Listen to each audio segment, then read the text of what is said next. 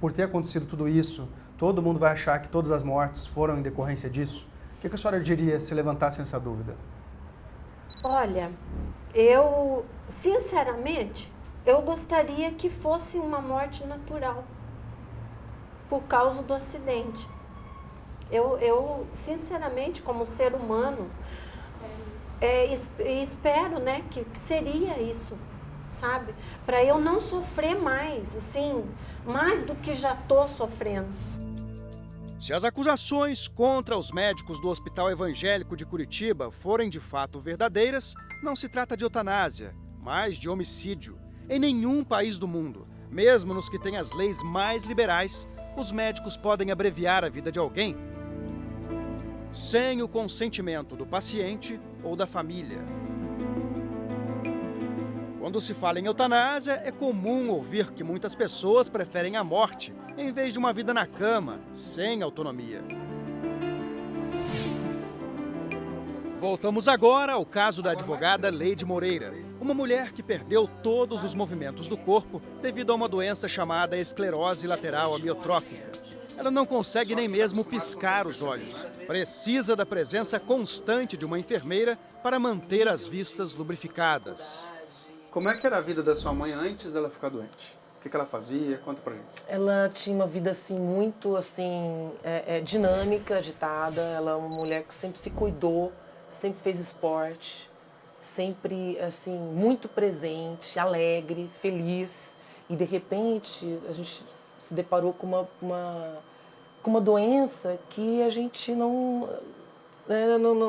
que não tem hoje uma solução. Então é muito frustrante assim, você tá, né, querendo se cuidar ou querendo cuidar da pessoa que você ama e vendo que não tem uma solução para isso. O único movimento que restou a Leide foi o do globo ocular, hoje quase imperceptível. Esse estado é chamado a síndrome do cativeiro, que é bastante conhecida, em que o paciente percebe tudo, mas a parte motora dele não funciona, exceto a movimentação ocular. O mais interessante é que, usando essa tabelinha aqui, a Leide conseguiu escrever já 3 livros. Agora, são livros em que ela reclama da vida? De jeito nenhum, olha. Poesias para me sentir viva, Letras da minha emoção, e esse outro aqui, Não espere de mim apenas poesias, porque nesse livro aqui, além das poesias, ela fala um pouquinho do dia a dia dela também. Ela fala das frustrações, fala das alegrias que ela tem. Ela consegue o que ela mais quer nesse momento, se comunicar. Qual é a sua opinião sobre a eutanásia? Eu acho que assim, cada um pode decidir por sua vida, né? Eu sou assim, eu não julgo alguém que não queira assim continuar vivendo, né? Mas assim, eu fico feliz por não ser esse o caso aqui da minha mãe, né? Eu fico feliz por a gente estar numa situação assim, onde ela está lutando, ela está dando força pra gente. Ela tem muita esperança e a gente também tem muita esperança. A primeira pergunta que eu queria fazer para a dona Leide é a pergunta se ela, em tese, é a favor da eutanásia. Não, então vamos confirmar lá. Se não é a favor... Não quer. Tá, ela não é a favor Não. da eutanásia, então, né? A segunda pergunta que eu queria fazer para ela é o seguinte. Por que vale a pena viver, mesmo tendo uma vida limitada, assim? Coluna 1. 2. Coluna 1, tá certo? A resposta dela acabou? Isso, acabou. Tá, Acabou, então- dá certo lá, Leite. Tá aqui, ó. Isso, então olha só, a pergunta que eu fiz para ela é assim, vale a pena viver, mesmo tendo tanta restrição, né, como a senhora tem? E ela respondeu, amo a vida, ou seja, vale muito a pena viver. Os motivos? A companhia da família, a presença dos netos, dos amigos em volta dela. Retirar a advogada da cama requer uma manobra e tanto. Sempre que pode, ela passeia pela casa e até sai. Com essa estrutura, já foi levada a um show de Ney Matogrosso. Mas foi uma outra apresentação a que mais emocionou nossa personagem. Uma alegria, Leite, uma alegria imensa você estar aqui, viu? Bacana, eu estou muito feliz, está todo mundo muito feliz aqui com a tua presença. O cantor Hélder Costa transformou em canção um dos textos de Leide. Naveguei nos 7 mares,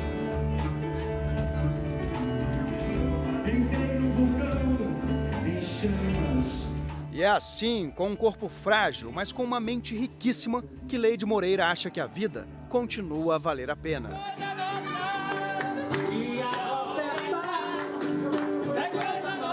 O neurologista Ademir Batista Silva lembra que a capacidade dos seres humanos de se adaptar a situações adversas é maior do que imaginamos.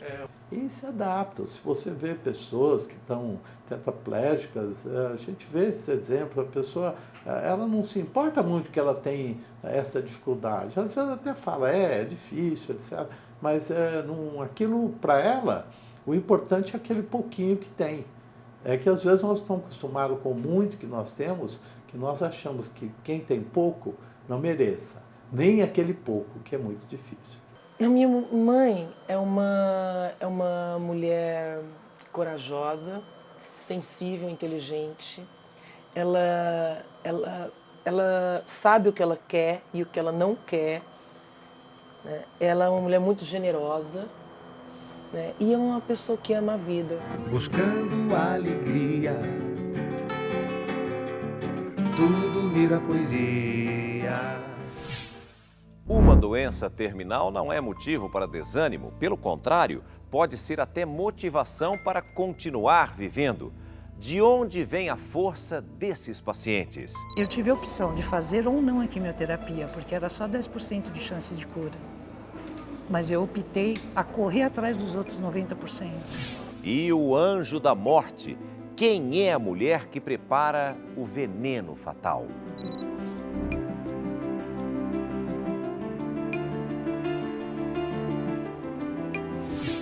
Em instantes, no SBT Repórter.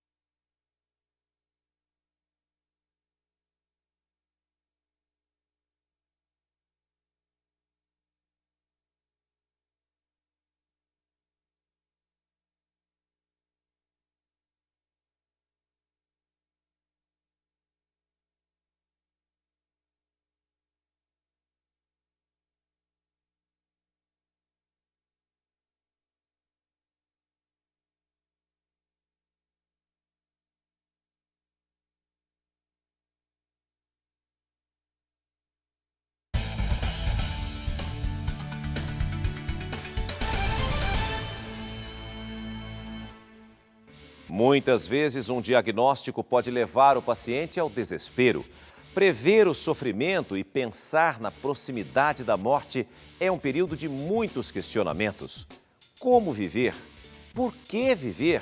Uma entrevista exclusiva com o anjo da morte, responsável pela dose final. Suzanne Pleti pode ser chamada de anjo da morte.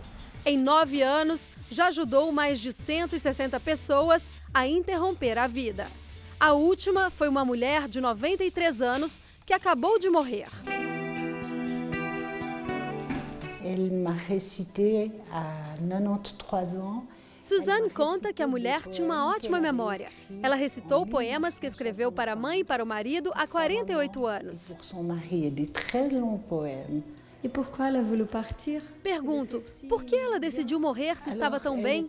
A mulher estava cega, sem autonomia, confinada num quarto de um asilo há 7 anos. Elle avait des souffrances psychiques importantes.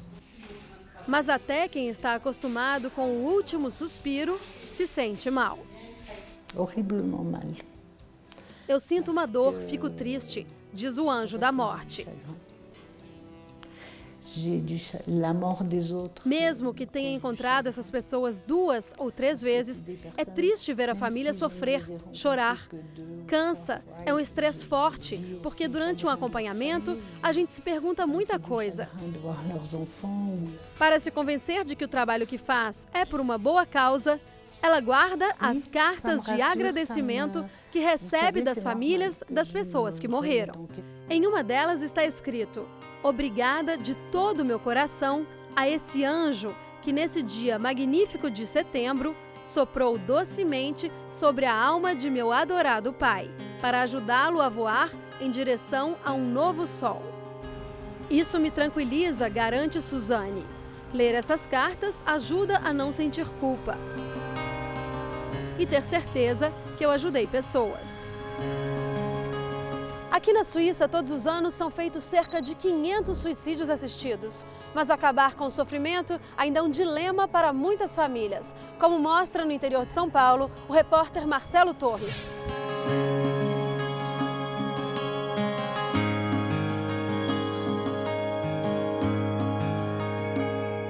Nós viemos até aqui para contar uma história comovente. Nessa casa aqui mora um rapazinho de 12 anos de idade chamado Jack. Lá atrás, quando o Jack tinha 3 anos, os médicos encontraram uma doença terrível, uma doença degenerativa. Aos poucos, Jack acabou ficando cego e perdeu os movimentos do corpo. O menino também não conseguia mais respirar. Foi desesperadora essa notícia. Até então, eu, a Rosimara, a mãe do Jack, e nós éramos uma família feliz, né? Meu filho, com 2 anos, era perfeito, e veio essa notícia assim desagradável, o meu mundo desabou. Aí começou um dilema. O pai disse que queria os aparelhos desligados, não queria que o menino usasse um respirador artificial. Ele dizia que era muito sofrimento para a criança. Com isso, o filho dele iria morrer. Foi uma bomba, né? Eu perdi meu chão, porque eu fazia de tudo para estar com ele e de repente o pai dele fazer isso. Muita gente te vê como um vilão nessa história. Você chegou a ser hostilizado por causa da sua posição? É porque não sabem o que eu passo. A pessoa, hoje um indivíduo abre o jornal e vê, o pai quer tirar a vida de um filho, mas não fecha o jornal, passou o problema para ele. Esse aí que é o meninão bonito, então. É esse aqui. O seu guerreiro, né? Esse é o guerreiro, esse é o anjo.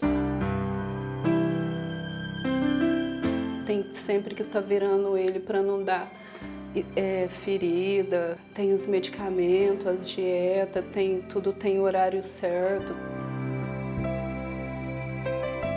E ele respira... Por aqui. À noite que eu coloco ele no respirador. No respirador e no oxigênio, para estar ajudando ele a respirar melhor. Hoje o menino passa 15 dias na casa da mãe e 15 dias no hospital.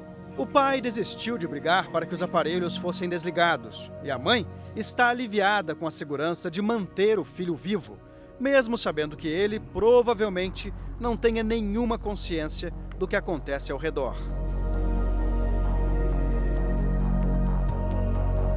Filho, fala oi pra eles, filho. Fala boa tarde. Eu tô muito bem, graças a Deus. Eu sou muito forte. Eu tô aqui esperando vitória, esperando meu milagre. Milagre não é exatamente a palavra preferida desta médica. Ela é frontalmente contra a eutanásia, mas porque confia nos instrumentos que a ciência já dispõe para aliviar a dor dos pacientes. Sandra Serrano é uma especialista em dor e cuidados paliativos. Você faria uma eutanásia se alguém te pedisse muito? Não. Eu sou radicalmente contra a eutanásia porque eu acho que a eutanásia não é uma opção. A eutanásia é uma situação onde a pessoa que está sofrendo e que está pedindo por esse ato está em uma situação de desespero, total vulnerabilidade. E nós, médicos, nós trazemos o instinto da cura e do cuidado. Então, nós temos formas de cuidar. Doutora Fabiana diz que a história de um paciente marcou a carreira dela. Um rapaz jovem, com câncer em estágio terminal. Não havia mais o que fazer para a cura. O desafio era apenas diminuir a dor. E ele me fez prometer que quando chegasse o momento, se ele tivesse muito sofrimento, que eu o ajudaria a dormir. Eu sabia o que significava dormir para ele. No dia seguinte, quando eu voltei para o hospital, ele estava com a porta do quarto entreaberta, então a hora que eu entrei no corredor da enfermaria, ele já me viu e apontou o dedo para mim. Eu larguei minhas coisas e prontamente entrei e ele falou: "Você prometeu, eu não aguento mais", com aquela falta de ar. E você fez o quê? O que eu prometi. Pus ele para dormir. A sedação naquele momento era o alívio da falta de ar. E era uma exaustão tamanha que o alívio da falta de ar significou ele dormir, em consequência daquilo. Por causa do estresse do organismo. Então os últimos momentos de vida dele foram dormindo. Ronilda sabe o que é receber uma sentença de morte. O câncer na perna, que começou na perna, né? Eu tive a opção de fazer ou não a quimioterapia, porque era só 10% de chance de cura. Mas eu optei a correr atrás dos outros 90%.